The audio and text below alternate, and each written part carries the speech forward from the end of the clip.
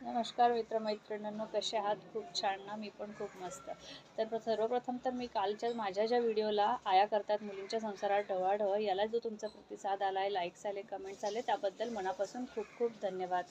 आणि असेच सामाजिक विषय खूप आहेत ज्याच्यावरती खरंच बोलावंसं वाटतं, आपले विचार व्यक्त करावेसे वाटतात. त्याच्यात अजून एक विषय आहे ज्याच्याबद्दल खरंच खूप बोलण्यासारखं मला असं वाटतं, जे दिसून येतं की आजकाल ट्रेंड आहे 2 लग्न करण्याचं, 3 लग्न करण्याचं. लग्न झालं 2 वर्षात नाही पटलं की लगेच दुसरं लग्न करायचं, त्याच्याशी नाही पटलं तर लगेच तिसरं लग्न करायचं.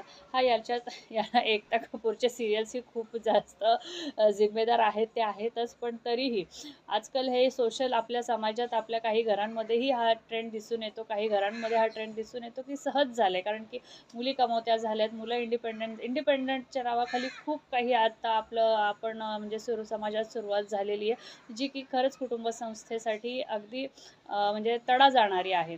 तर पूर्वी पण व्हायचे दुसरं लग्न, तिसरं लग्न असं नाही. जर तुम्ही म्हणाल की ताई पूर्वी पण व्हायच्या दुसरं तिसरं लग्न, पण पूर्वीच्या लग्नांमध्ये दुसरं लग्न, तिसरं लग्न ते कधी व्हायचं?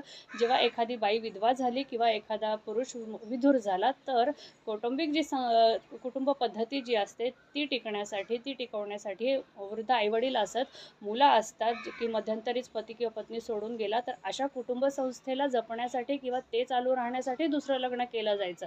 त्याच्यात कुटुंबाचा, मुलांचा सर्वप्रथम विचार असायचा, म्हणून दुसरी लग्न केली जायची. काही लोक हाऊसमौजसाठी सुद्धा करत होती, तो भाग वेगळा. पण जास्तीत जास्त लग्न हे कुटुंब संस्था टिकवण्यासाठी किंवा कुटुंबाची घालमेल होऊ नये याच्यासाठी केली जाते. पण आजकाल जे दुसरं तिसरं लग्न आपण म्हणजे लोक करतात, त्याच्या पाठीमागं कुटुंबाची, मुलांची विचार नंतर असतो. पहिला असतो स्वतःचा स्वार्थी विचार, म्हणजे वैयक्तिक विचार असतो की मला कोणीतरी जोडीदार पाहिजे. जोडीदार असणं हा काही वाईट नाही. जोडीदाराचा तुम्ही आपल्या पती पत्नी गेल्यानंतर विचार वाईट नाही आहे. पण तरीसुद्धा आजकाल जे आहे ते विचार करतात की सर्वप्रथम मला किती म्हणजे माझ्यासाठी स्वार्थीपणाने स्वतःसाठी की मला जोडीदार हवा आहे. बाकी माझ्या आईवडिलांना नीट नाही बघितलं.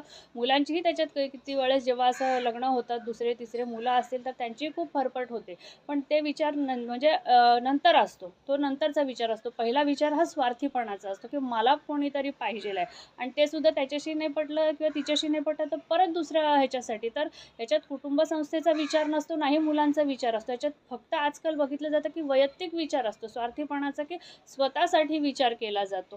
हे असं मला वाटतं. तुम्हाला काय वाटतं? नक्की कमेंट करून सांगा. आणि माझे विचार आवडत असतील तर नक्की लाईक आणि सबस्क्राईब करायला विसरू नका. तर खरंच आहे की ही अशी संस्था आणि एकता कपूरच्या सिरियल्समुळे खूपच ही पद्धत वाढत चाललेली आहे, जे की बरोबर नाही आहे काही प्रमाणात. तुम्हाला काय वाटतं? सांगा.